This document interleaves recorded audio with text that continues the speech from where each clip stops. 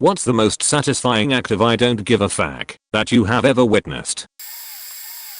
Had an inland flight about 3 years ago. This kid in the row behind me, prob 6 to 8 years old, started to kick my seat after taking off. It was not a long flight, about 1.5 hour. But I hate this kinda shit. So I turned around and sure enough, that prick was kicking my seat, while his mom and dad was sitting on either side of him, pretending to not notice. First I kindly asked the dad if he could make him stop, and he somewhat tried to convince his kid to stop. The kid sulked, but seemed to get the memo, at least for 1 minute, and then proceeded to kick my seat again. And once again I turned around, and this time, dropped the pleasantries, and told them that this was a golden opportunity to teach their kids some manners. As this is Norway, and some people are starting to feel more entitled at others, this didn't go that well, and mom started to yell at me, and that he is just a kid, and needs to express himself. It is at this moment the flight attendant arrives, and I try to explain the situation, while this kid's shitty mom and dad tries to bagatelize my complaint by saying I'm the one who is making a scene. The flight attendant, not wanting any trouble as we are miles above ground, tries to explain that kicking the seat can be annoying, and that we all should just get along. Flight attendant leaves, and kicking commences. So I simply picked up my stuff, walked to the row behind them, asked the woman behind them if she would be so nice to could move to the window seat so I could get the middle seat. She just smiled and nodded. I sat down behind the kid and started kicking for the 40 to 50 minutes that was left of the flight. TLDR kid was kicking the back of my seat. Parents didn't want to do anything about it, traded to a seat behind them, and started kicking the kid's seat. Edit. Apparently bagatelize is not an English word, and what I meant was trivialize. Sorry. Edit 2. Wow, thank Allah for the awards. I'm new to Reddit, so I'm not sure what it does, but I'm happy either way. Also I would thank you all for the support. Reddit truly is a great community. Edit 3. Apparently I have to address this. Since it's an airplane, the seats locked together, thus the parents felt my kicks just as good as the kid in the middle. I didn't kick so hard that anyone would go flying, just enough to be faking annoying. It was me doing it. I worked at a 24-hour restaurant. My shifts mostly were Thursday, Friday, Saturday, and Sunday, 6 PM 4 am. The manager of the restaurant really believed I wanted his job, so he would write me up for the most ridiculous things. One time he wrote me up for a bad review from a customer on a night that I wasn't even working. That one got him in trouble with the regional manager moving forward. It was a stupidly busy Saturday night, about 5:45 PM. I got into work, and he met me with yet another write-up. This time for allowing the kitchen to run out of a particular item during my last shift. I didn't even do the orders, but apparently it was my fault.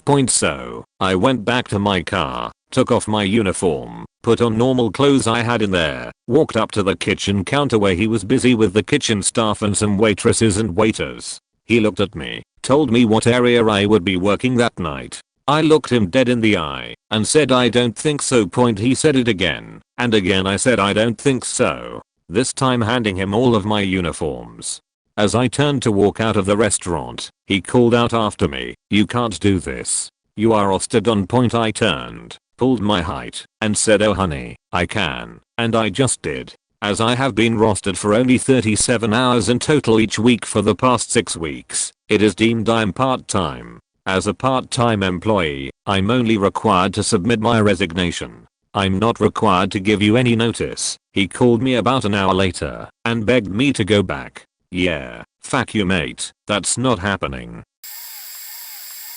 Super late, but anyways, my older sister has some, but the most satisfying was when back in 2015 we were both working at this shitty place with a shitty boss, bad pay etc. The job consisted on us listening to recordings of multiple radio stations and identifying all the ads that played during the day. The company provided the cheapest headphones, so it was hard to hear. Sometimes the audio quality was horrendous, so we were stressed because sometimes you couldn't hear well, and we have a data line. So there was this lady who acted like a gossipy teenager, but was well over her 30s, married with kids. She would not shut the fuck up, and since she started working there, girls who used to be quiet had started to talk and yell loudly because of her. So one day, just when we had started our shift, this woman arrives and starts practically yelling. She was getting louder every day, I swear, and my sister, a barely 5'1" woman, stands up and screams at the top of her lungs to shut the fuck up. She said something like, "I don't arrive early to hear your gossip, I need to work and you're a hindrance in the office.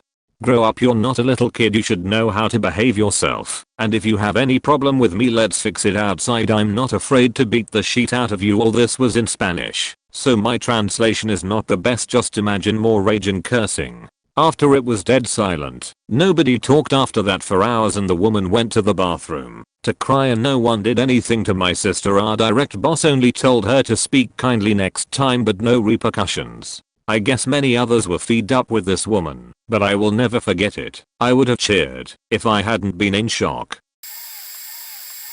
Wait, have we really not included possibly the best ever answer to this type of prompt? Read and enjoy. I was once on a US military ship, having breakfast in the wardroom, officer's lounge, when the operations officer, ops, walks in. This guy was the definition of not a morning person. He's still half asleep, bleary-eyed, basically a zombie with a badgel. He sits down across from me to eat his badgel, and is just barely conscious. My back is to the outboard side of the ship, and the morning sun is blazing in one of the portholes, putting a big bright ass circle of light right on his barely conscious face.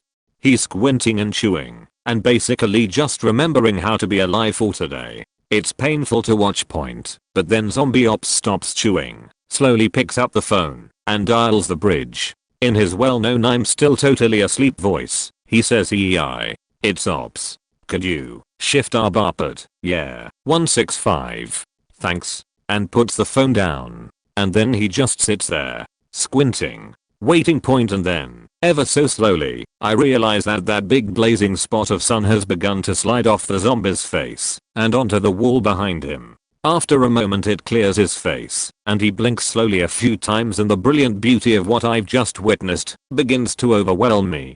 By ordering the bridge to adjust the ship's back and forth patrol by about 15 degrees, he's changed our course just enough to reposition the sun off of his face. He's literally just redirected thousands of tons of steel and hundreds of people so that he could get the sun out of his eyes while he eats his badgel. I'm an awe. He slowly picks up his badgel, and for a moment I'm terrified at the thought that his own genius may escape him, that he may never appreciate the epic brilliance of his laziness, since he's not going to wake up for another hour. But between his next bites he pauses, looks at me, and gives me the faintest sly grin, before returning to gnaw slowly on his zombie badgel. In grade 11, I was basically being bullied by my school rowing coach. She had been a beach all year, but I loved the sport and my team of 3 other girls in the boat with me. We are approaching the end of the season and the biggest race of the year, where we hire a few motel rooms for a weekend event. I didn't want to stay with a team in the motel, and instead asked to stay with my mum and exchange student, who I was hosting through the same school. The coach had absolutely no involvement with the exchange, but it was a big commitment with the school. She decided to put her foot down and say I had to stay with a team. My parents knew this beach was affecting my mental health, and I had to make the most of the time with my exchange student, also my best friend. They supported me, but my rowing coach pulled me into a meeting with the vice principal during class, and the 2 staff members harassed and manipulated me into changing my mind. During this, my exchange student wandered alone into my sister, who was a year older and in her final year of school. She told my sister what was happening, so my sister marches into the office we were in to ask them, "What the fuck are you doing?" I'm in literal tears, so my sister says, "You can't do this, I'm calling mum." Mum had the day off, and we lived a few blocks away, so even though my sister was not allowed to have her phone on her person, much less use it during class, mum was by my side in less than 5 minutes. The students still remaining in my class basically heard exactly what my mum said to those grown-as cunts of human beings. That we made a commitment to the school with the exchange, and as a result, I would not be rowing with the team. The coach responded by saying, if she doesn't row, the rest of the team can't race with 3 girls. To which my mum yelled, "Look how much we care." My mum walked down the hall to the office, signed all three of us out of school for the day, while I went back to class with tears streaming down my face to get my sheet, and we faked off and got ice cream.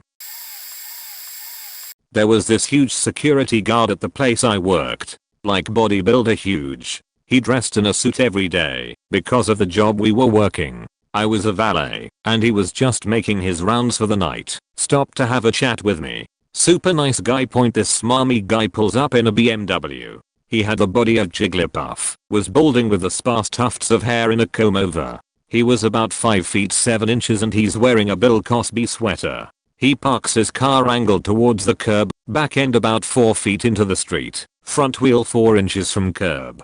He's parked right in front of the main entrance, and we don't allow any cars to block the curb directly in front of the entrance. It's basically for dropping off your car or people in the car and then getting out of the way. The smarmy guy hops out and tries to just brush by me. I say, "Sir, I need your keys." He says, "I'll just be a minute." I say again, "Sir, I need your keys." He keeps trying to walk inside, and I step in front of him. I explain, "I'll leave your car parked on the street, but I cannot have it blocking the entrance, so." Now he gets all pissy and says, "Don't you know who I am?" And I say, "No, sir.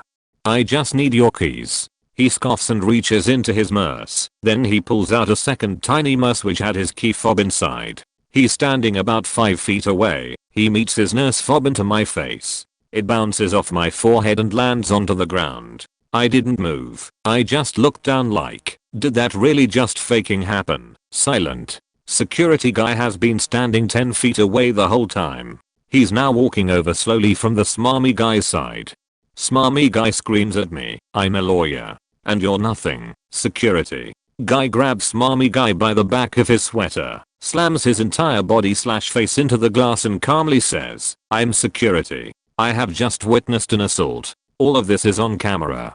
Do you want to apologize to this gentleman, or should we ask if he wants to press charges?" The PD is downstairs having their daily meal. Smarmy guy apologizes and I let him go inside. I move his car, and when I get back the security guy says, "Fuck in his hole." Later, I find out security guy is off-duty police officer. Lol. I worked at a Burger King in South Jersey for a long time and no one gives a shit about anyone there. Most people swear at least once a sentence, so little innocent southern me could get away with a lot. The first occasion was a man I asked to pull up while we cook his fries. I walked out and apologized for the wait and he yelled, "I've been waiting 15 faking minimum for these fries. I want a refund." I knew it hadn't been that long, so I just said, "I'm so sorry. Do you have your receipt still?" He handed it to me and I pointed to the timestamp on the bottom, pulled out my phone and showed him it had only been 3 minutes and just said, "Have a nice night," and walked back inside. Second, I was changing trash bags and a customer came up and I said, "Just leave your tray on the table next to me and I'll throw it out for you when I'm done." They dumped tray and all into the bagless trash can and smirked at me and I said, "Get the fuck out his hole." Manager laughed at this one. Lastly, some jerk came through the line 30 seconds before we closed, but we had to take the call, so I pull him up and had to cook his entire order from scratch. I come out 6 minutes later and he laughed and said very rudely, "Wow, you really put the fast in fast food." To which I said, "Oh, I'm sorry, I didn't realize you were going to come 30 seconds before we closed. I could have given you the patty that rolled under the broiler at lunch and soggy 20 minutes old fries, but I cooked everything fresh for you, so have a fan-faking-tastic night." He was shocked, but my manager about died laughing when I told him, and we kept giggling about it for the rest of closing. I thought I would see more call center stories here. Not badass, but it's at least one for the headsetters amongst us. About 10 years ago, I was struggling to find a decent job out of high school during the Great Recession. Desperate for work, and with my first kid on the way, I begrudgingly began working at an AFNI call center in Tucson. About a month into being on the floor taking real calls, I realized I needed to get serious about college, and my last weeks on the job was spent crediting sometimes hundreds of dollars. Biggest credit handed out was $1,100 to people that were polite and may have been mildly inconvenienced. I spent hours helping one lonely elderly lady after another. These were landline Verizon customers, through non-related tech support / life issues. You'd be surprised how many people use customer support numbers in hopes of finding someone to talk to about their day. Point in this sea of mostly pleasant polite Midwestern ladies was an absolute witch calling about a $5 charge that I was always happy to credit people for. Before I could even help her, she starts berating me, cussing me out, and telling me how much Verizon sucks, the lawsuits, etc. This was getting into my last week on the job, and I calmly say, ma'am, you are way out of line and need to get control of yourself. I'm going to place you in a 1-minute timeout and we will try this again. I place her on hold and the couple of guys around me are cracking up at what they just heard. I figured she hung up while we are all laughing and celebrating my accomplishment, and turned to see 2 minutes later that she's still on the line. I figured she was really going to lose her shit now. I take a deep breath and with a satisfied grin on my face, open the line back up and say, alright ma'am, are we good to proceed? To my absolute shock, she says, I'm sorry about that. I'm stressing out about a bunch of other things and this phone bill sent me over the edge. I credit the account, ask if there's anything else I can do, and finish the call as if nothing happened. That exchange taught me a lot when it comes to dealing with people losing their tempers. If you can just put a few extra seconds of time between the moment a person is enraged and the next interaction, you'll often encounter something resembling a reasonable human being. Not witnessed, but committed. Point I was 17 at the time and was working at Taco Bell. I was working 20 to 30 hours a week and got along great with all of my employees and management staff. My manager went on vacation one weekend, and we had to have what I assume now was a 50-plus-year-old district manager fill in while they were gone. We had little conversation throughout the shift other than me asking why we are required to throw away any order mess ups rather than offer them to the staff. She apparently did not like that question and responded with a short, because food isn't free, while closing my first shift with her managing. I was tending to all our normal closing duties. I swept the store and mopped as usual and proceeded to tell her that I was done with all my closing tasks and ready to clock out. She then asked if I had swept and mopped the lobby. Having no concern of my ability to simply sweep and mop, I said yes. She then asked me to follow and began to walk the lobby and point at the few crumbs I missed in 3 to 4 absurdly difficult to reach locations. As we rounded back to the counter, she extended the broom and proclaimed, "It doesn't look like you swept or mopped even though the ground was still wet." Momentarily dumbfounded, I looked at her. "I'll let you sweep." I quit. After mentally print screening her reaction, I set my apron on the counter, turned around and walked out. Can't say I've ever since felt such a fulfilling sense of "fuck you." Not me, but my mother-in-law. She was originally a special ed teacher, but as the years moved on the definition changed as to who was in special ed in high school. Eventually she was teacher for the troublemaker kids. She was at retirement age, but thought she could suck at it for a few years while she waited for my father-in-law to retire. Last year she had this massive prick of a kid. Never heard her complain about any kid, but this one was special. One day towards the end of school she decided she was done and filled out the retirement paperwork for the end of the year. After that we went about her day and sure enough the little prick was at it. She lost it and totally and verbally eviscerated the kid in front of his peers. She is an incredibly intelligent and possesses a cutting razor wit. Up and down over this kid she went. Anytime the kid tried to say something back she turned it on him. She had him for 2 years and all the rage built up and let loose. The kid was speechless. Next day she gets called to the office about what happened and the parents wanted to have a meeting. She was fine with it. They met and the parents started to go off on her. Then my mother-in-law went off on the parents, detailing how shitty of parents they were when there was ample evidence of their kid being a total shit and them never doing anything to stop them. The parents sat in silence as she tore them apart. At the end, the parents wanted her fired. My mother-in-law looked at the two of them and said, "Fuck you, I retired earlier this week." The school moved the kid. She stayed on for another month and that was that. I have a good one. It was 2 years ago. I was at a festival with a few friends waiting for my favorite band to play. We went to the stage, the band before them, and were just enjoying the music. Suddenly a really drunk dude tumbles in from the side, stands beside me, and just puts his arm around me. I'm a nice guy, and was in a really good mood, so I thought maybe he just wants to see the band too, so I didn't mind too much. After some time he was getting a little heavy, so I look to the side and I see a really buff dude. He was like a whole head taller than me, had one of those gym bro tank tops and huge faking muscles. Absolute unit. So I look at the guy and ask him, yo, can you help me with this drunk dude? And has like, yeah, sure. So drunk dude is just standing there, being held by two strangers in the middle of a stacked crowd at a festival. Suddenly drunk dude starts leaning forward. Bad sign. It looked like he was about to throw up. The people in front of us made space point. So the buff guy looks at the drunk dude, then looks at me, and goes, is the guy your friend? I say no, never met him. Turns around to my friends, asks them the same question. They shake their heads. He looks a little bit around, and then just does the ultimate faking power move. He just faking, picks the dude up, and hands him over to the crowd. I looked at the drunk guy and his eyes were still closed as the crowd made him float to the front of the stage, but I could see him open them in the middle, and I still remember the shock on his face. Had to tell the buff guy how amazed I was at how casually he solved that drunk dude problem. Absolute legend. I did not witness it, but I shocked myself from my I don't give a fuck attitude. When I was in HS I worked at Burger King, and I was running the drive-thru. We were short staffed, and the kid bagging was a week into training. This lady comes through with her guy and they ordered 4 small meals. They cashed out, and I ran them their bag. I went to take another order, and she starts banging on my window. I open it, and she starts screaming that all the fries were bagged upside down. She throws the bag at me, and screams at me to get her new fries. I take it and apologize. I get her new fries and I up the sizes to large for the trouble. She did not deserve this. I don't know why I even did it.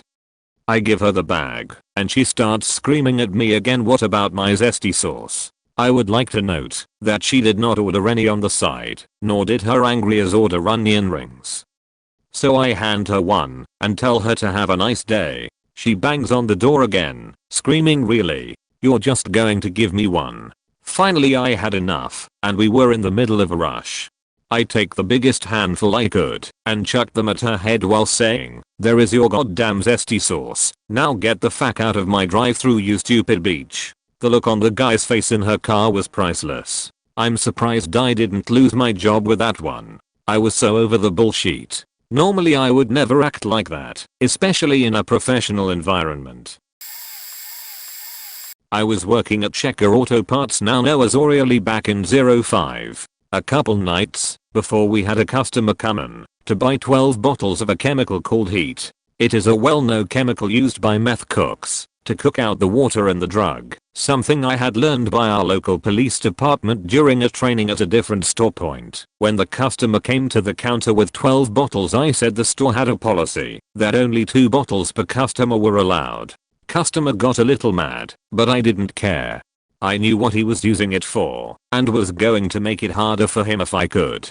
Customer buys his 2 bottles and leaves. As I'm putting the other 10 bottles back, 4 more customers come in and grab 2 bottles each and come to the register with exact change. Nothing I could do now, and they left. A few days later my manager pulls me aside before I clock in and starts yelling at me because the store does not have a limit on heat. The customer had called and complained to the manager. I told the manager that they only needed that much heat because they were making drugs.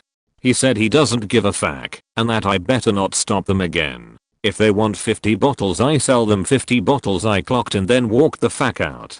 Took the report to the local police and filed a complaint that they were selling chemicals knowing their end use. Turns out Metro ran a bust on the store a few weeks later and arrested the manager because he was being paid by the meth cooks to provide the chemicals they needed. I received a call from Checkers after that came out offering to have my job back plus a raise. I kindly told them to go fuck themselves. Usual London Underground nastiness. A couple weeks back I was on the way home on the Underground and had the sudden announcement of due to a person under a train, which is terrible but happens frequently. There were delays. Eventually get on a tube and it's packed. A young woman around my age looking super dressed up and professional is constantly sighing loudly, moaning about the delay to her silent friend, who looks mortified at her friend's constant complaints that someone's horrific death has inconvenienced us all, and this girl eventually says something along the lines of "this is just so faking inconsiderate." I'm kind of squashed up against them both along with a well-dressed guy our age who also looks quite professional. He's giving her the side eye the whole time, but says nothing. Dude and I just exchange a glance in disgust at her total lack of empathy. Get to the next station, and because the girl is right in front of the door she has to step off to allow passengers to disembark. An old woman sort of takes her time, so the doors are about to shut. Inconsiderate girl is about to step back on at the last second when dude beside me gently places a hand on her shoulder and as gently as possible pushes her back onto the platform as the doors are about to slide shut in her face, all the while shaking his head at her and says, "No, no, you don't deserve to get back on." Take the next 2 minutes to figure out why. Goes back to listening to his headphones whilst literally everyone around us is breaking our sheet laughing. She was awful, and he was just cool as a cucumber. Okay, so for a number of years I was a delivery driver.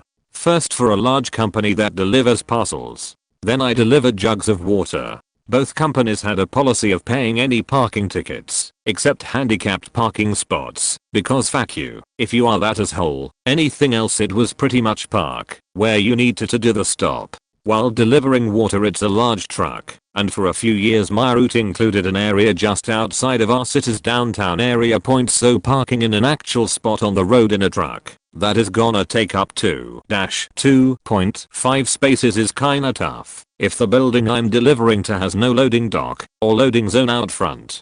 And I'm not about to park 3 blocks away and pull about 700 pounds of water on a cart down the sidewalk. So no stopping/parking. Fire lanes and bus zones were my go-to for buildings that didn't have actual loading zones. One day I pull up to one such building. It's located on a corner. One side is a fairly busy street with a bus zone in front of the main entrance, but this entrance has a couple stairs in front of it, so no bueno for my cart filled with 16 jugs of water stacked in a pyramid. The other side has a no stopping zone and is a side street and has access to the building's parkade and wheelchair access door.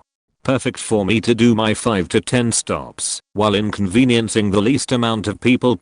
So this day I pull up and see a contractor is parked in that spot and a parking authority officer walks up and is getting ready to ticket the truck. Owner comes out. Parking guy tells him to move, and the guy grabs his keys and does I think sweet my spot just opened up and pull in right next to parking guy and shut the truck off. He immediately tells me I can't stop there, it's no parking. I reply sure I can.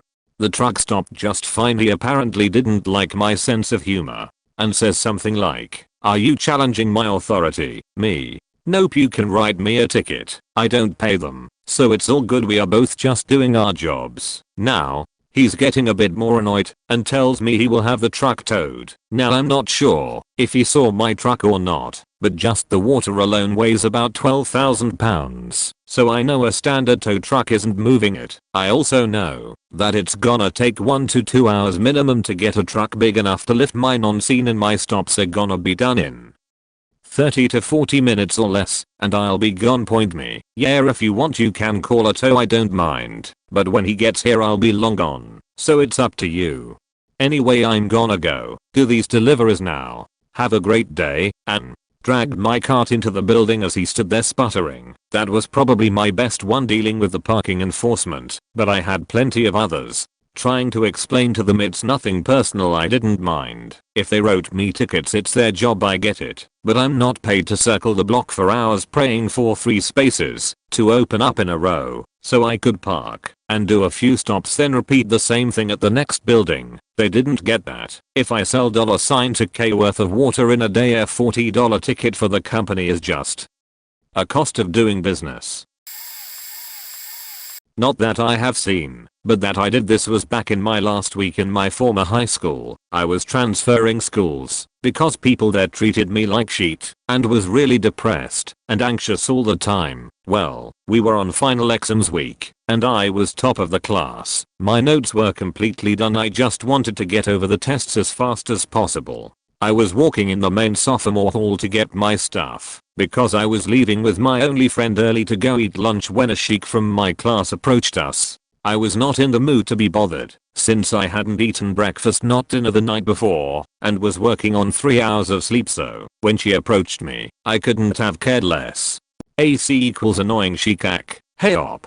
OMG, is that your math notebook? I know you always take notes and do the practice exercises. It would really mean the world to me if you could lend me your notes. Just for tonight. Point, mind you, this bitch had never been nice to me before, never addressed me by my name, or even said hi to me in the 5 years we had been in the same school. She never took notes or paid attention in class, so her asking me for sheet was disrespectful to me. The math test was the day after, so even if I wanted I couldn't give her my notes.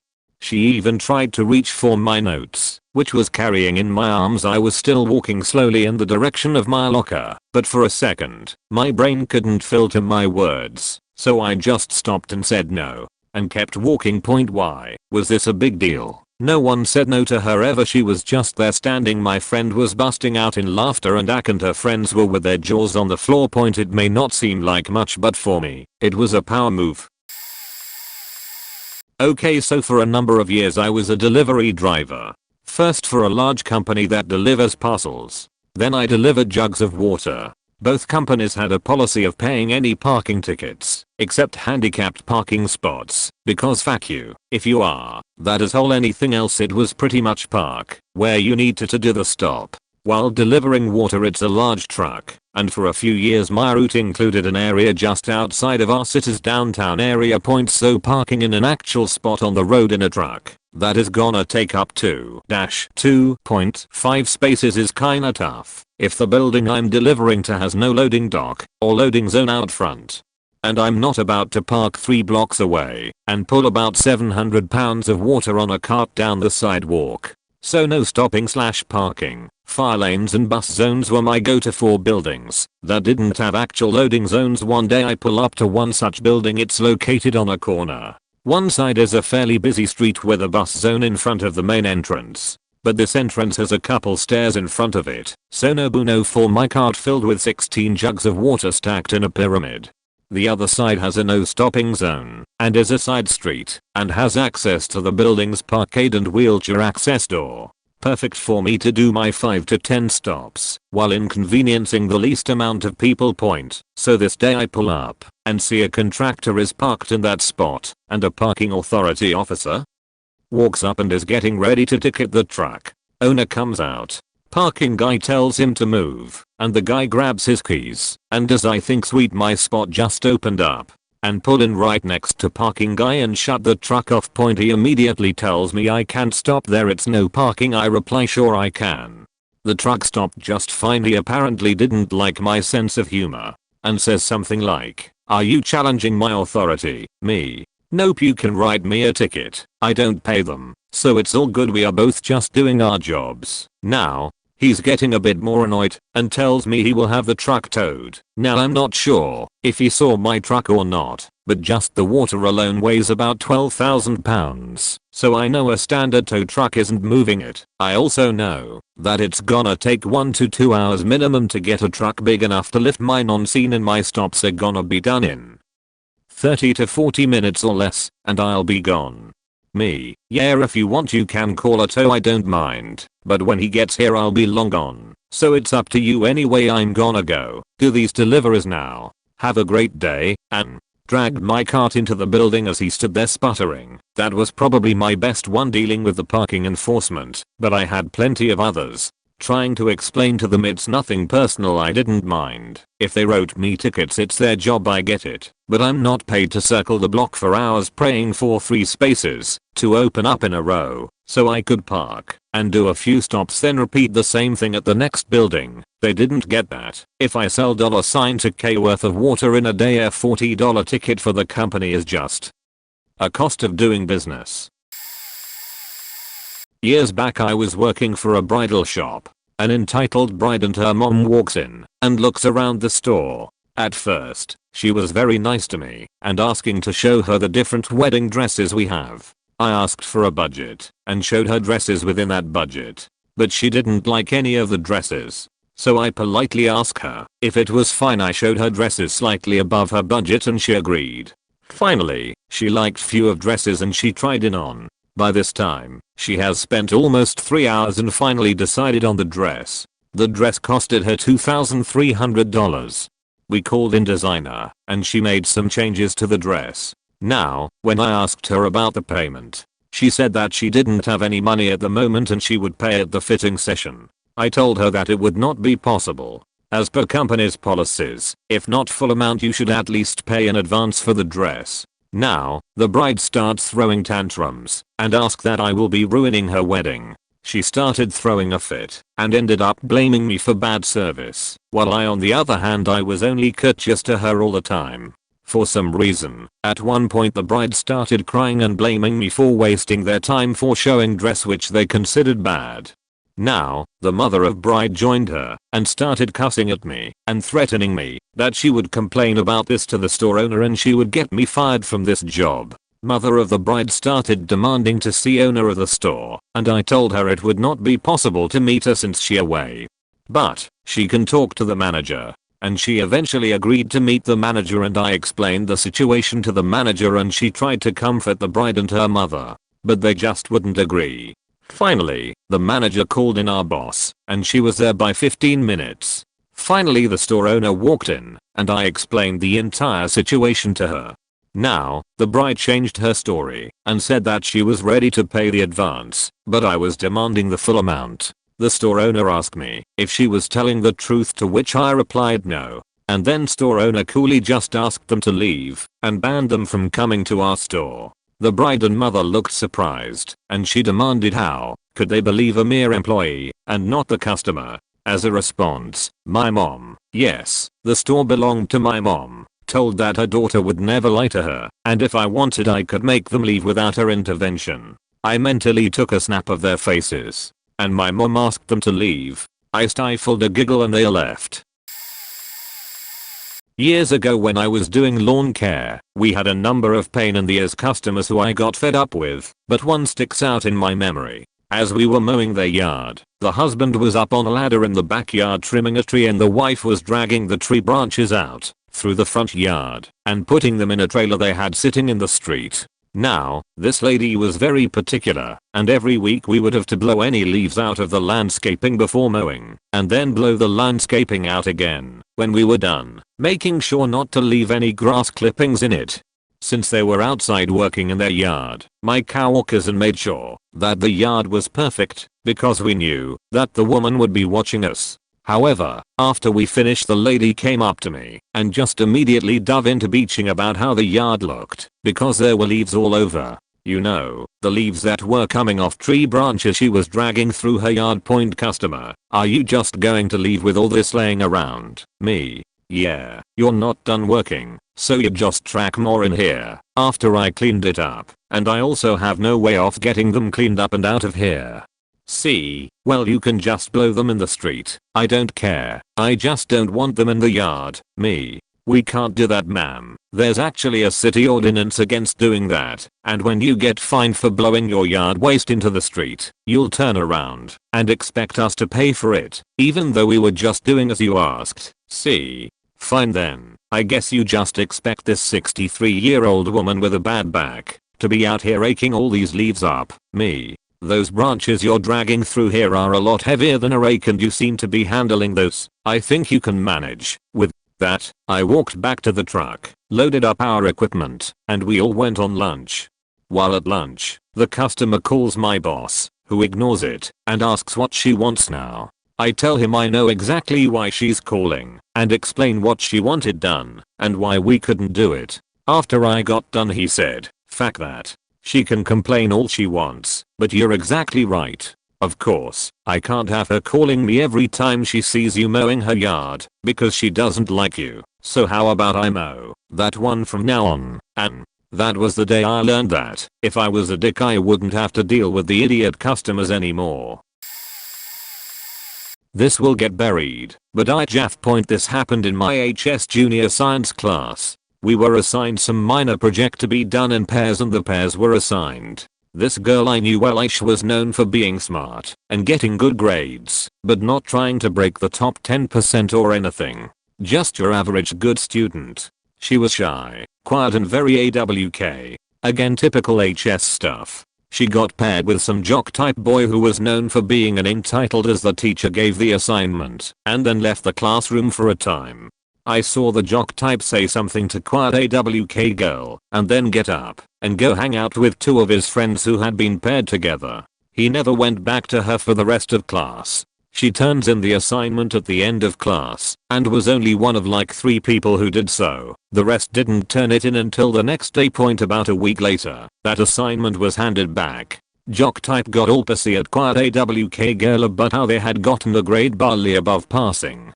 In the most straight fuck off voice she could muster, she said, "I have straight A's. That grade will barely make a dent. If you cared so much about it, you should have done it." Got the whole story after class. He basically told her he didn't know how to do the assignment and didn't want to bother, but hey, she was smart, so he bet she could figure it out. And really he just hold her back.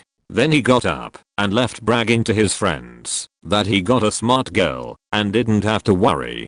She was not having it and flunked the assignment just to spite him.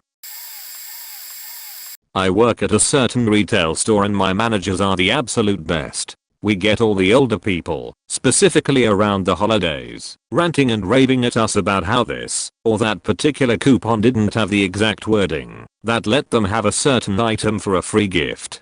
The coupon on this particular day was going through Christmas Eve. Customers could get a free item originally priced at $16.50 and under. All day people would come up because our candles were on sale for $14.95 that day as well, asking whether or not the coupon would work for the candles.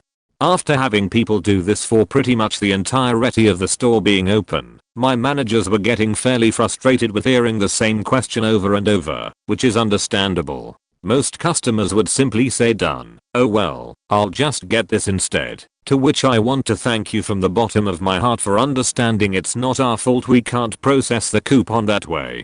However, we had one customer in particular come up to my register, place her items down, and hand me her coupons. Immediately I let her know that unfortunately I wouldn't be able to process the coupon for the particular item she wanted because it was a sale price, not the original. Cue the rage point customer. "Well, the coupon says anything in the store $16.50 and under. These are $14.95. Why can't I just pay the difference?" Me: "I'm sorry ma'am, it's just unfortunately something we are not able to do. The coupon is for items originally priced $16.50 or under, and that is not the original price. These are on sale today for $14.95 customer." Well, that's just plain stupid. It's 2019. How can you not do this? It's literally just less than a $2 difference. Can you not do math? Is that it? Turns to her teenage daughter, who looks like she just wants to die at this point. This is why you need to graduate high school and get a faking job. You can't turn into her and not be able to do simple math and have a dead-end job in the mall without a degree. She's practically screaming at this point, with a line behind her as I'm the only cashier at the moment. "Where's your manager? Go get her. I want someone who can actually do their goddamn job." Me, almost in tears, trying not to stutter. "I'll go grab her. One moment please." I went to the back to grab my manager, who is an absolute godsend. She was on a break at that time, so she wasn't too happy as she'd been working a 12-hour shift at the time.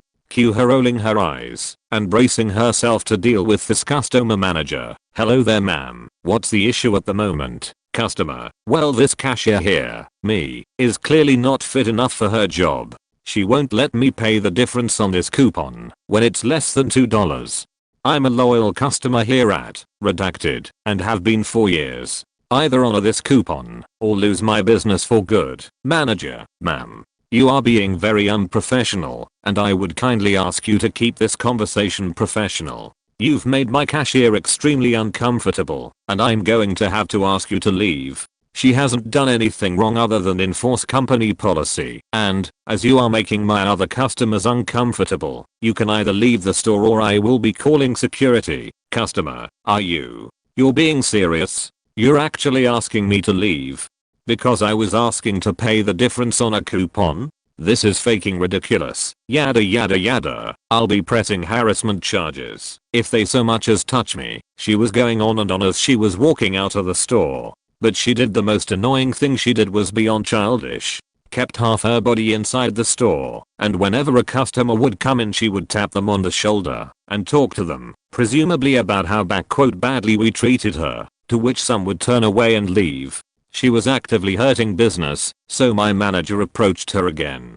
Completely banned her from the store as this lady was screeching about her right to be there, called security, and stood there as they shouldered her away. Best thing I've seen so far, Mayo. Sorry this is so long, by the way. I don't know how to cut sheet down. TLDR coupon given out with poorly timed sale, couldn't combine the offer. Customer got beyond pissed and made everyone in the store uncomfy until she was then banned by manager and taken off by security. One time when I was in secondary school, we had this one teacher who was universally hated by all the kids for reasons I will explain at the end, but aren't necessary for this story. More of a justification. Anyway, one day she left the room for a while and everyone started throwing pencils up into the ceiling so that they would stick up there. She comes back in and there are about 15 stuck up there and everyone is trying to throw more up. She screamed, "If I see one more pencil stuck in the ceiling there is going to be huge trouble." At this point a good friend of mine slams both fists on the table in front of him, grabs a pencil, climbs up onto the table, looking her defiantly in the eye the whole time, and sticks the pencil straight into the ceiling. The whole class got to their feet and cheered, and banged their hands on the desks, and stamped their feet. She left the room in tears, and took sick leave for a while. She was hated, largely because we were in rural South Wales and she would go absolutely nuts on anyone who spoke Welsh in her presence, as she claimed it was disrespectful as she couldn't understand a single word. She was from London. Even if you answer the register in Welsh, which we were conditioned to do from age 5, she was likely to scream in your face and send you out the room. The irony is we probably wouldn't have spoken Welsh in her class as we weren't even in a Welsh language school, where lessons are taught in Welsh and children speak Welsh most of the day, and she taught English, so even if it was a Welsh school the only word we would have said in her class would be here, when answering the register. I had a simple one. I was a supervisor at a grocery store. Our store has pretty low prices and tended to bring in the penny pinchers. Nothing wrong with that, that's what we were there for. We also had notoriously poor signage and easily 2 or 3 times a day I'd have to deal with a pissy customer that read the incorrect price label for an item. Usually they read the one below the item when the one above it was the correct one. The confluence of all these factors allowed us supervisors to have a lot of leeway with how we dealt with unruly customers. We could say nothing short of go get faked ma'am and management would have no issue. So I get a call on my headset to come up and void a transaction. Note that needing a void already tells me that my cashier has passed the point of trying to resolve this issue with the customer and simply wants to cancel it so the customer can just leave. I say sure thing, I'll be up there in about 2 minutes. Just open up another register and direct customers there. Not a moment later I get another call saying I need you up here quickly. They are threatening to call the police. So I drop what I'm doing and head to the front. As expected, the customer misread our sheety signage and wants the item for the incorrect price point. I'm a playball kind of guy. If you are polite and understanding, I do my best to be the same. If you immediately start off on the wrong foot, I'm not going to lift a finger to help you. It's a modicum of power, but it's my respite from grocery hell, damn it. The customer points at me as I walk up and says, "You need to fix this. Your cashier won't honor the posted price for this item." That's not legal, sir. You read the wrong price. You'll have to forgive our unclear signage. It's actually $X.XX. Do you want to pay $X.XX? If so, we can restart this transaction, no problem, haha. Oh no, I don't think so. False advertising is serious. How about we call the law to fix this? I'd be happy to. We keep the sheriff's office on speed dial in case of problematic customers. What would you like me to tell them? I pull out my store issued phone and hold the screen out, facing them, with my thumb on dial point. The customer cursed and left. I apologized to the remaining customers in the line and gave each of them and the cashier their choice of candies and headed back to what I was doing beforehand. Mine actually involves the song I Jaff by Watsky. I'd burnt a CD with some Watsky songs, mostly from YouTube, to listen to in my vehicle, because it was a 2000 and didn't have a aux port. I was stationed in Fort Carson, Colorado 6 years ago. My unit had been conducting a field training exercise, and we'd just gotten back that morning. So I'd spent the last 4 or 5 weeks working 16-hour days with no days off, and I hadn't had a real shower or meal yet, but they released us to go home at lunch, and it was a 4-day weekend. I was stopping by the PX on my way home. The parking lot was 1 lane, and had arrows indicating the flow of traffic. There were also probably half as many spots as they needed, so it was always packed. I turn down the first little aisle, and there's actually an open spot. As I pull up to park, this cunt in a silver Taurus speeds around the corner and blocks me off. She can't park, because she needs to pull forward and back up, but I'm in the way. I can't park, because she's a KUNT. She starts shouting at me to move, and I shout back it's a one-way. You're going the wrong way. She's not having it, and starts talking about who she is, and that she's going to report me to whomever. And I notice that I Jaff by Watsky is playing. So I put my vehicle in park, turn the volume all the way up, and start singing along, and dancing in my seat. She got mad, red in the face, spittle flying out. Very attractive. She tries to squeeze between me and the row of parked cars, still screaming and flipping me off, then finally throws it in reverse and tries to leave, but lo and behold, there are MPs on this base. And they like to eat lunch at the food court in the PX too. I'm sure she got a ticket one way or the other, but I didn't give a fuck. I work at a poke, cubed sushi mixed with sauce, over rice or salad, shop, where we have toppings like ice cream, but it's mostly fruits or vegetables, seaweed salad, cucumber slices, onions, pineapple, etc. One day a customer with a traditional Karen haircut comes in, and as she begins ordering it's obvious she will be a pain. Can I get more pieces of the salmon? That's way too little. The other poke store gives much bigger portions than this place. All the other poke stores closed down because, simply put, we were the best around. We get to the toppings, and she asks for cucumbers, and I say sure thing, and put some on there. Actually, can you cut up the cucumbers into bite-sized pieces? I'm a bit confused, since we already slice the cucumbers into penny or nickel-sized pieces, so I tell her they're already cut into pretty small pieces, but she insists that they be cut in half again. Right before I'm about to tell her no, we can't really do that, my boss, who was behind the curtain and heard everything, comes out and smiles at Karen, saying yes of course, it'll just be a moment, and grabs a pair of scissors and begins to cut each slice in half one by one. The process takes about 10 minutes, it takes at most 2 minutes, to finish making one bowl. After Karen leaves, I ask my boss why she indulged her in such a useless request. To which she replies babies/newborns have a tough time chewing, and they can choke easily. Girls working the cafeteria at my college get a lot of shit from the professors. They are always late for classes, try to rush the girls, pass the students, and some are generally rude as fuck to them. This one in specific, a 30-something-year-old woman who is incredibly rude to men in general, is usually quite rude to them as well. She believes she's some sort of goddess or something, so the cafeteria girls hate her guts, but they still act nice around her at all times.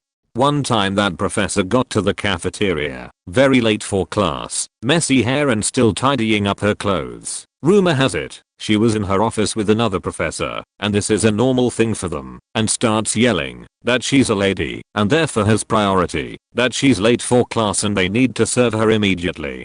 Other professors were there, also students, but we have a different line, and she tried to cut the line. One of the male professors stepped in front of her and didn't let her pass. She starts to yell at him, being quite incredibly rude and making quite the scene. This cafeteria girl who's about to leave the job got a better one. Very calmly and looking her straight in the eyes, the cafeteria girl says, "You're not in your office. He's not your boy toy for you to yell at him, and we don't give a fuck about your class. The line starts back there. Shut up and wait for your turn, or maybe work a little harder, so your boyfriend can finish before your class starts." Laughter and a very ashamed professor. She's still a beach to this day, but every once in a while someone will remind her of that day, and she tones it right down. TLDR, beachy professor, late for class, tries to cut in line at the cafeteria, claiming priority for being a woman. Fearless cafeteria worker, girl, puts her in her place. I was at a pretty dingy bar in a rougher part of my city. I normally wouldn't have gone, but I had a friend who was playing there that night. I grew up in a quiet rural community and had only been living in the city for a few months, so this place was a bit of a culture shock. Mostly homeless or low-income folks, and a lot of drug addicts. Almost everyone was super friendly though, and a lot of them were regulars. However, there was this one guy there who was just being a massive asshole all night. He was loud, obnoxious, and a huge douche to everyone. There was no bouncer at the bar to kick him out.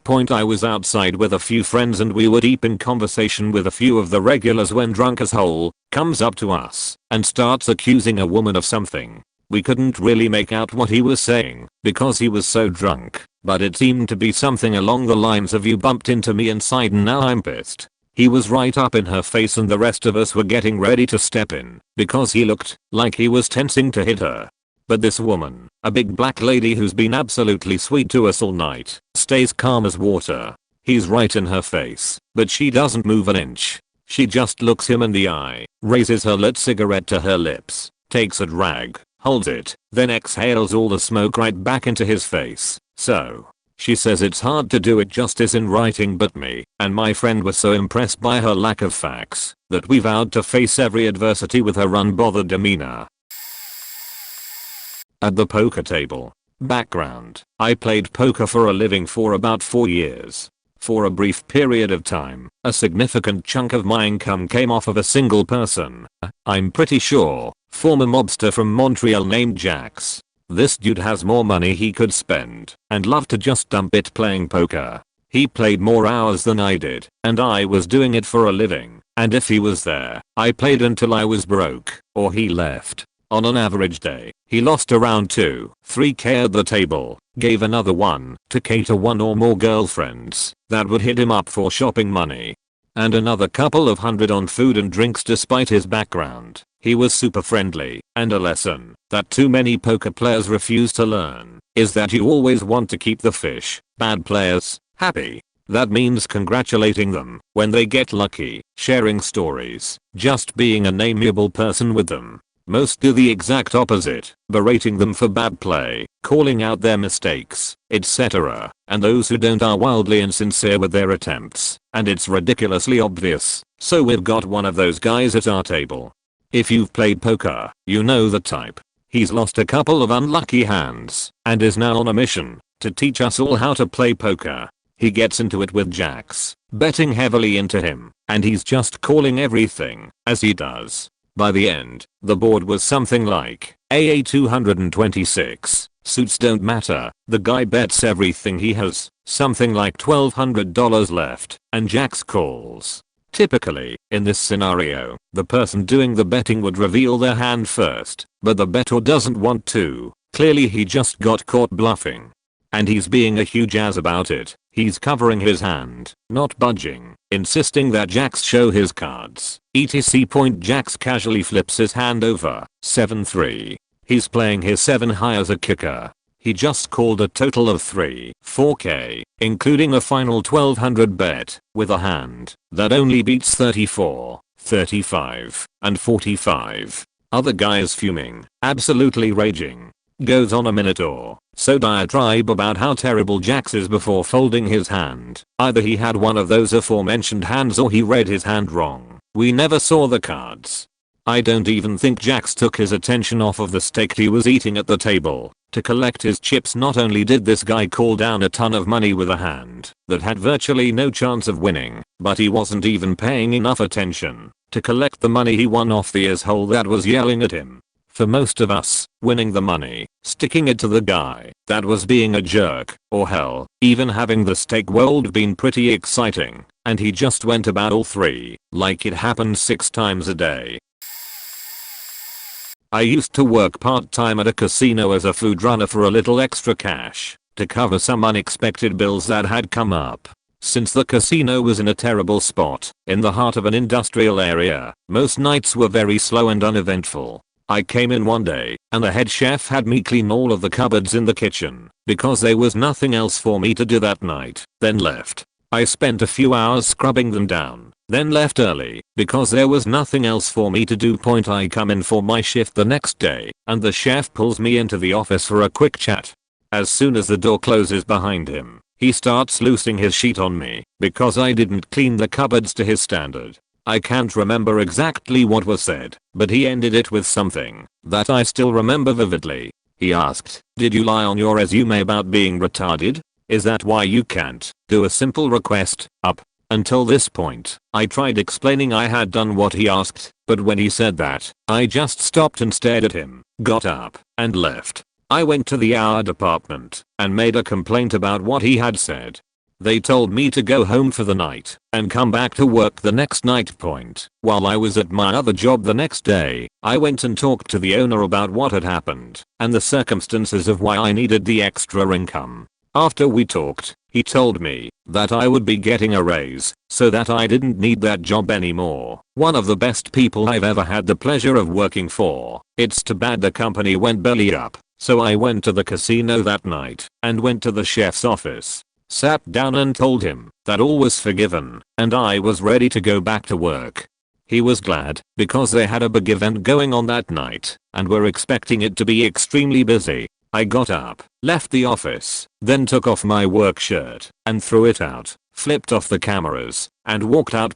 Heard a few weeks later from someone who still worked there that he got fired because of mine and a few other complaints. It was quite satisfying to hear. When I was in my teens, there was this guy who really didn't give a flying fuck about the rules. He was in and out of detentions, but still, he had good grades and kept to himself. Let's call him Jimmy. Anyways, our school was close to the library, but you had to use the crosswalk to get to it. And, yep, you probably guessed it, they put a lady in front of it in order to monitor and control us. This lady was a beach. Seriously. No friendliness, no smiles, nothing. She would stop the sign right in front of people and often cut groups in half just for fun.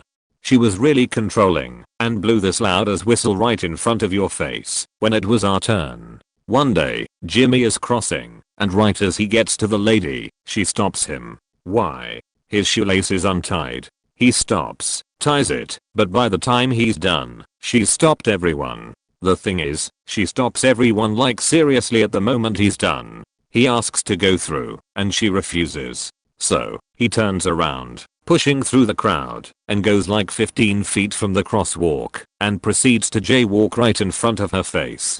She blasts that whistle as loud as possible, and do you know what Jimmy does? He turns around, looks at her, and just simply gives her the double bird. His face just portrayed the classic DILLIGAF look. It was hilarious, because that woman had been controlling everyone forever and finally got shown up by the one kid who really did not care. But that's not all. Of course, she reported him, he got in trouble, etc. But, when he's crossing, legally, this time, the lady goes, "Sorry for reporting you, but it's for your own safety. I don't want to see you spread out across the asphalt."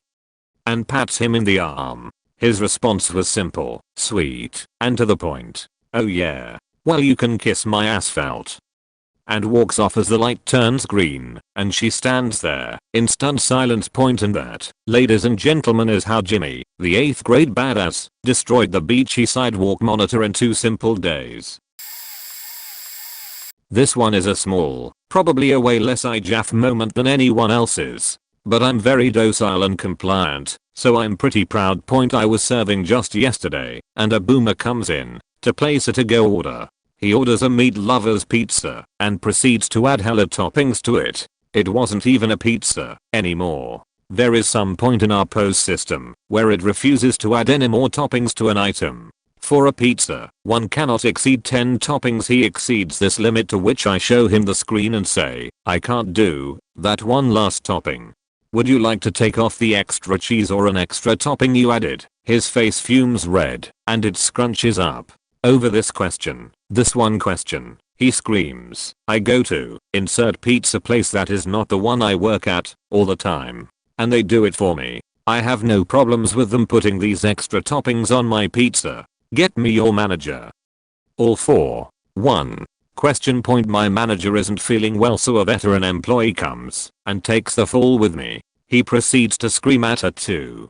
I finally muster up the courage to simply say, "Sir, this isn't insert unrelated pizza place." For such a small statement, did he blow up? He went silent, but quickly proceeded his circular argument ending with the customer's always right. I wish I was kidding that he actually used that. I wish I continued to egg him and say, "Okay boomer." But one day, I'll have the courage. My friend eventually complies with his ridiculous toppings by just adding it to the notes. No charge. He eventually apologizes after getting what he wants. He says, "I'm sorry for being a jackass." All I said was, "Yeah, thanks," and walked off. He huffed and screamed more even for the two tiny, annoyed responses I had. He causes quite a scene. The whole restaurant watched him. Either way, I feel proud that at least those things gotten a rise out of him. Even if I have to be considerate of my response so I can keep my job, I did enough to make sure a customer knew that they were acting like a child. I'm the one without the facts in my circles, at least, if the situation is right. I actually have a lot of anxiety, but if I feel like I'm right and you're wrong, especially if you break the unspoken code of being an adult and make an ass out of yourself. Oh ho ho buddy, I couldn't give a solitary fuck about your predicament. The most satisfying act I ever committed was just calm toning this irate customer when I worked at a gas station as a teenager. Didn't give a fuck about that job. Didn't give a fuck about her. Her mom would often come into the gas station tweaked the fuck out on meth.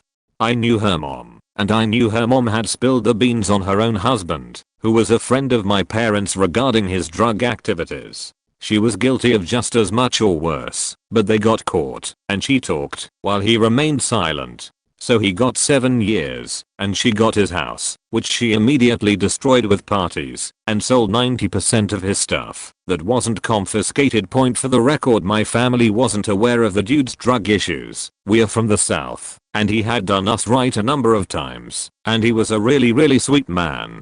So anyway, this cracked out hoe would come into the gas station, tweaking, jacking her jaw, and she would try to buy cigarettes with food stamps, or be like $2-3 short. She was always having me void cheat out so she could afford the cigarettes. And no, I wasn't super polite to her, knowing what kind of drugged out scum she was, and a rat to boot. So when her entitled daughter comes into the gas station to sheet all over me, I just calmly explained everything I just said above and suggested she get her mother in line and maybe get her into a solid rehab, and that I would continue doing exactly as I had been doing, my job, and not a cunt hair more for her doped up mama. It was pretty amazing watching her go from pissed off to full blown banshee before she left. Very satisfying. Once you get past 20 you sort of have too much going to pull shit like that, so I keep that one with me and look back on it from time to time. I ditched work and accidentally told my boss to suck my balls. So one time, when I was younger, I was living in a group home mostly for delinquency and ECF cases, and I had a summer job through the program working at a summer camp for younger troubled kids. One fine Monday, I'd go home for weekends and back to the group home and Sunday nights. I woke up for the first work day of the week hungover and sleep deprived from my weekend adventures and not looking forward to dealing with the campers' bullshit that day. And the staff on shift at the unit took one look at me and said, "Bro, you look like shit, you going to work looking like that?" And I made my decision and told him, "Now I'm going back to bed, man. I'm just saying good morning, boss's name can," in my best and loudest Eric Cartman impression given my state at the time. "Suck my BAWZZZ, I'll call out and apologize later." And me and the staff laughed about it for a minute, and I went back to bed not thinking anything of it. When I wake up later, I immediately go to the unit basement to watch TV, and around 4 one of my coworkers comes up to say he's quitting. and ask if I really told boss to suck my dick, and remembering none of it, I said, "Now where'd you hear that?" And he shrugged it off and said the whole staff's talking about it and left. I'm sitting here wondering what he meant, and a few people mention it to me after throughout the afternoon, and then it finally clicks and I realize he meant balls, and I go to the staff from before who was working a double. And I was like, "Yo, what did you tell my boss?" I said. And he with a straight face tells me he told her I said, "Suck my balls, I'm not coming in today," and went to bed and started laughing, and my younger as whole self started cracking up too, and when we'd both laughed it off I went about my evening as usual wondering if it'd still get paid for the week before I talked to the lady about it the next day and apologized, and she said when the shock wore off she thought it was funny. I didn't even lose the damn job cause the campers all looked up to me and listened to me. This happens every day. So I'm in high school and we have a Tim Hortons, popular Canadian coffee shop, and Domino's literally across the street. And you have a huge number of people who go to either one of the places. Turn right at the cross, walk you go to Domino's, keep going straight you'll go to Tim's and gas station. So the Domino's side never has cars, even teachers jaywalk, and the main road, where the Times is a very busy road. People don't wait for the indicator saying you can cross. Nope, they start walking before it goes, while traffic is still moving. Keep in mind it's a main faking road. There are semis and other huge vehicles that are just waiting to kill someone. There was this other time where me and my buddy were waiting at the other end of the walk and we were waiting for the light. There is a power line right in the middle of the platform you stand on beside the road, and the button to cross is a few feet back. So I'm on one side of the big pole and my buddy is on the other. He wasn't paying attention at all, and I walk around the pole to get to his side. While this is happening the crosswalk bleeps, but not for us. It's for the way to Domino's. So as I walk around the pole my buddy hears it and notices me walking around, so he thinks it's time to go. He walks out and just like the faking move is a bus comes by and almost slams him because he wasn't paying attention. I had to grab him and yank him back before a 1.5 ton bus crushes him into the ground. Needless to say, be careful. TLDR, people are dumb. Don't trust drivers and look both ways crossing a street. Point at it. The IJAF part about is he didn't care. He didn't panic, just faking giggled because I literally had to save his life. And I mean it was close, he was about 2.5 feet from death. It was kinda satisfying though, because I now know he learned his lesson, and we got a good laugh about it with our friends. I have another story which too will get buried. But here we go. So I work at a paintball place. I have a boss, let's call him S. So S wasted about 3 to 6 smoke grenades a day just to show off. He would light them off in the middle of home base, where all the customers would sit/eat/get ready to play paintball. And normally he would toss it away from the people, but this one day he threw it, and it landed in the more populated area of home base. There was also a bit of wind this day too, so it dragged all the smoke towards where over 50 people were sitting. I noticed this, and this is the convo that leads after it.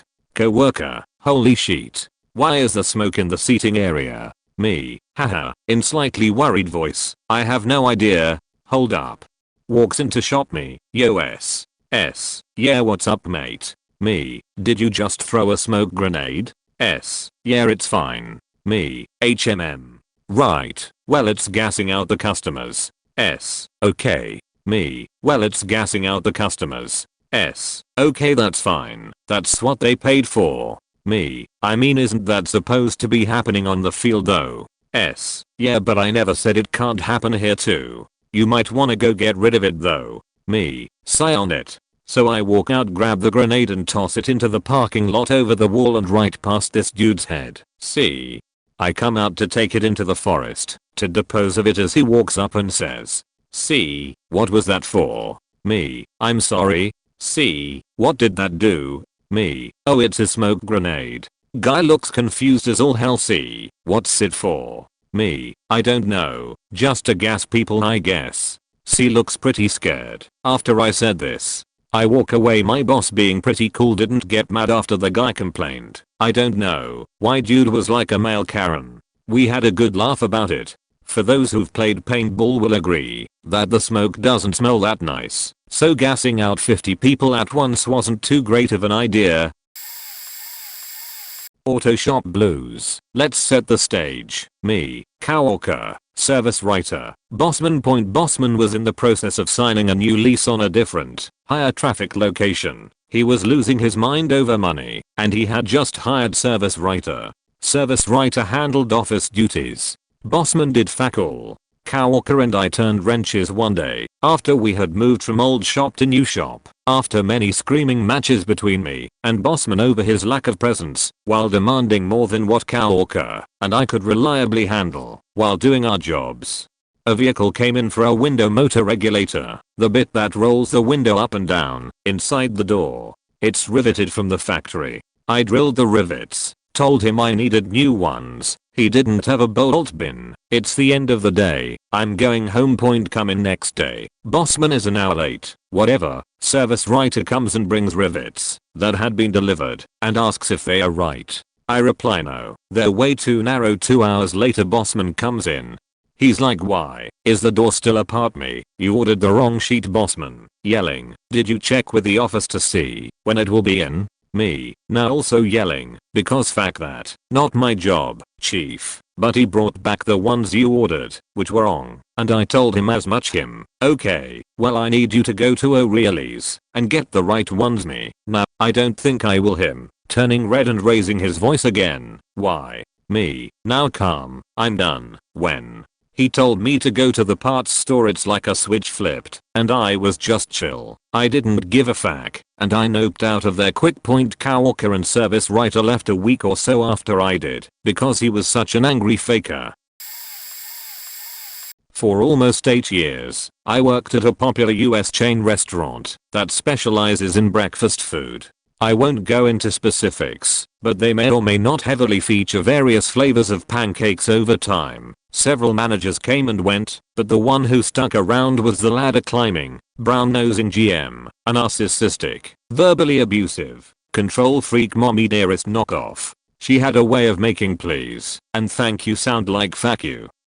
Among her countless annoying attributes included breathing, slandering others to guests and staff alike. She, while delivering an instruction order, wouldn't allow me to respond, then conclude the interaction with MK, which was almost always followed by an annoying crypt keeper cackle. Funny story. One Christmas, I was unlucky enough to draw her name for the Secret Santa gift exchange. I seriously considered buying her a batch of wire hangers with the card simply saying no wire hangers ever. I was one of those highly valued employees, but the way I was treated completely belied the compliments and accolades I received. That is, my schedule being flipped without my consent, day off requests being denied, while new employees and the GM's drinking buddies got preferential treatment, always taking the side of the guest when they were angling for a free meal, etc. Perhaps the worst was the bullying and pettiness among certain employees. It was like high school. For example, another employee poked me in the face with a tampon right in front of both managers. I filed an official complaint and nothing came of it. This is one such occasion where they couldn't claim ignorance. My complaint made it real, and they had to address it. Address it, they did. They saw me as a whistleblower. Management couldn't have cared less about staff morale. It was typical of both of those embittered hags to accept hearsay as fact. They rarely did their diligence in getting both sides before plotting a course of action. Oh, and plot they did. Most of the time they would take the word of the so-called customer or the server passing on the complaint. The complaint itself, of course, was completely fabricated. No such customer existed, and it was really a coworker just trying to stir the pot. Unfortunately, the following shows they responded to my complaint to workplace bullying with malicious intent. This whole shit show came to a head when a cokehead, now former employee, circulated a rumor that I refused to wait on this elderly African American military veteran because I was a racist. Being one myself, I respect all veterans. I found it alarmingly laughable, at best, because 1. I'm a very gay man, and 2. Most of my boyfriends haven't been white. Hell, everyone including management met my Brazilian then boyfriend when he had previously popped in for Sunday brunch. So, you can understand why this accusation was out of character and completely out of the blue. It reeked of sabotage. It was too outlandish to be anything else. So, the write-up came. I was absolutely furious as my suspicions that I was being set up had been confirmed. Both the narcissistic GM and the drunken assistant manager would not let me get a word in.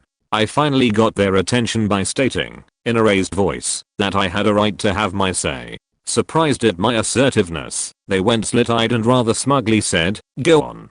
I pointed out to them that all of my guests love me. Several of my regulars are Hispanic or African American, and, in nearly 8 years of employment, never once had I been accused of being prejudiced or bigoted.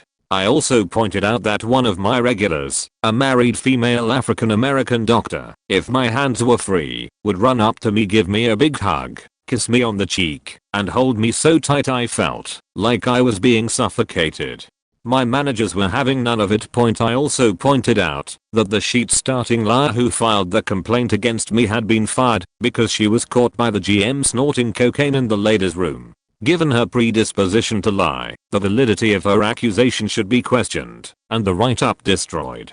Based off of their surprised expressions, it was clear I had exposed their complicitness in creating a hostile work environment, but they refused to take the bait.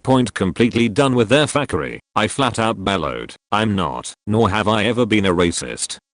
I'm pretty sure the entire store heard me.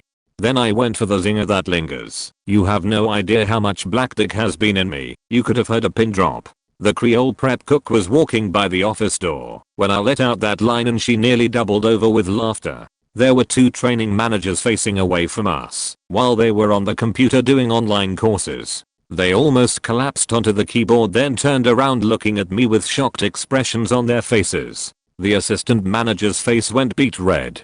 The GM's face turned white and her eyes widened. I didn't give them a chance to respond. I said, "You know what?" I took off my key fob, laid it on the safe, emptied my apron, put everything in a to-go bag, did an about face and walked out. It was exhilarating and liberating all at the same time. It was like the end of Private Benjamin, when Goldie Hawn walked out of her wedding and threw away her veil, except I've never worn a dress. Just kidding. Yes, I have. Aside from returning 2 weeks later to get my final paycheck, I haven't set foot in there. I have no reason to back. I have a new job at a wonderful company with great bosses that value me as an employee and as a person. I actually look forward to going to work now. I never thought that was possible. Double plus, they don't expect me to be an emotionless robot. Edit. For those of you commenting/sending me messages declaring that I could still be a racist or that my attraction to ethnic men is just a fetish, kindly fact in the direction of off. Save your ace card pulling, unintelligible psychobabble for someone without a brain. The most satisfying I saw and felt and was, one time, I was sitting in a parking lot, hawking down ham fingers as fast as I could. I started watching a video on my phone, and I was worried that it was gonna be too loud and catch attention, even though I'm a low-key kind of person, and I hate when people look at me. So I checked the volume of the video and realized I was analyzing vital time alligator footage that would probably never be seen by another human ever in the history of humans ever. It started with a spinning child, and I will show you my thoughts on it. If you examine the child's markings in the first few frames, it clearly belongs to toddlers punctilius, a rare breed of alligator that is more or less responsible for time in this dimension. They are a dying breed, and I'm glad there's been a resurgence in urban habitats. Their gestational period lasts about 8 years, and once he is fully matured, he will slough off his skin and slowly rise into the air, spinning gently as time particles launch from his every orifice, even his pee-pee, and shoot into existence, forming the base of what we humans know as time. Their existence is what allows our calendars to function so accurately. As their kind becomes more endangered, we will have more and more leap years until there is nothing but leftover days and the Julian calendar will rise up against its cruel masters. What we see here is the beginning of the molting phase. If not for the intervention of the go-kart referee, he would have undoubtedly gone full gator and killed everyone on the track in his initial moments of reptilian life. It's important to protect our children, but this man interfered in a beautiful and necessary process for our timeline to exist. Without education, people will stop spinning children and possibly force the end of the universe. I'm curious as to how they made cars that tiny though, and can't advise allowing potential children and alligators to drive without proper testing and licensing.